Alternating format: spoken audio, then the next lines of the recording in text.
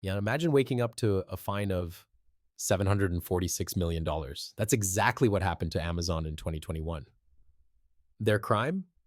Mishandling personal data under a regulation called GDPR. If your business touches data from anyone in Europe, this video is for you. In the next few minutes, you'll learn what GDPR actually is, whether it applies to your organization, and the core rules you need to follow. Let's dive in. GDPR stands for the General Data Protection Regulation. It's a European law that protects people's personal information. Think of it as a rule book for how organizations must handle data. Here's why it matters.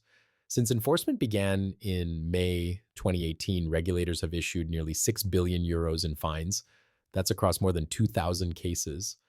This isn't just about big tech companies. Small businesses have received fines as low as 50 euros for simple mistakes like sending unwanted marketing emails. GDPR replaced outdated rules from 1995.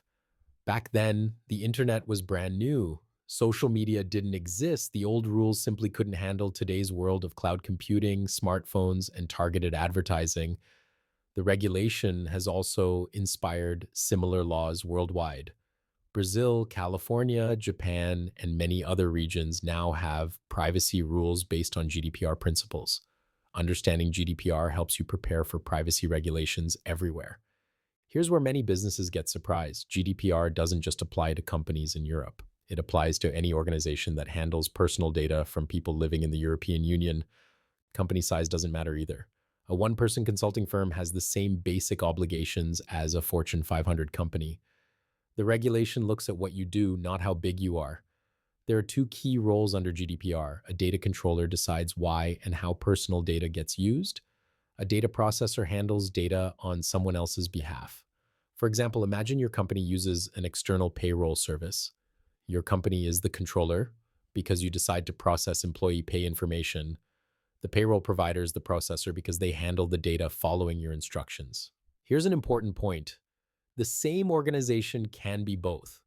A cloud provider is a processor when storing your customer data, but they're a controller for their own employee records. GDPR is built on 7 principles. Breaking these triggers the highest fines, up to 20 million euros or 4% of your global revenue. The first principle is lawfulness, fairness, and transparency. You need a valid legal reason to use someone's data. You can't deceive people. And you must clearly explain what you're doing with their information. Privacy policies written in confusing legal language violate this principle. Second is purpose limitation. Collect data only for specific stated reasons. You can't gather information just in case it might be useful later. If someone signs up for your newsletter, you can't suddenly use their email for unrelated marketing without permission. Third is data minimization. Only collect what you actually need. A newsletter signup requires an email address. It doesn't require someone's birthday, income, or home address. Fourth is accuracy. Keep personal data correct and up to date. Give people a way to fix errors in their records. Fifth is storage limitation. Don't keep data forever. Once you no longer need it, delete it securely. Create clear schedules for when different types of data should be removed. Sixth is integrity and confidentiality. Protect data with proper security. This means technical measures like encryption and access controls. It also means training your staff and having plans for when things go wrong. The seventh principle is accountability.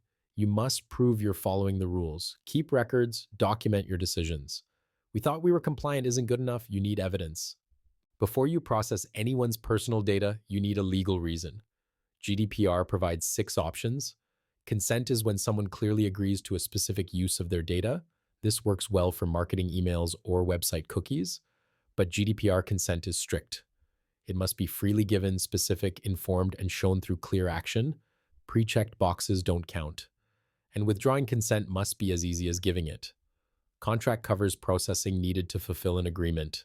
An online store processes your shipping address to deliver your order.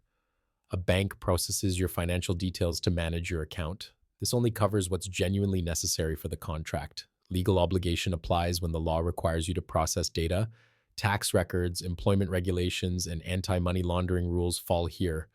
Vital interest is narrow. It covers emergencies where someone's life is at risk and they can't give consent.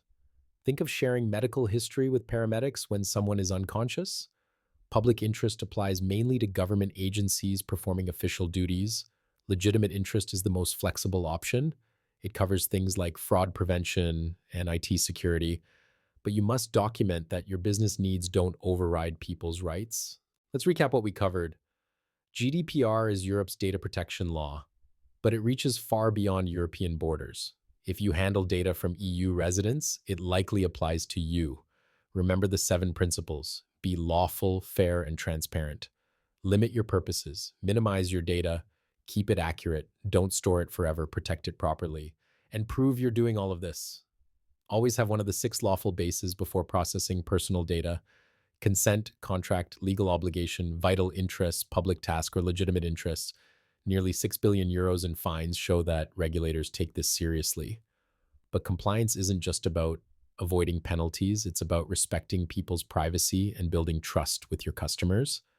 Visit CompliQuest for more resources on GDPR compliance, including checklists, templates, and in-depth guides.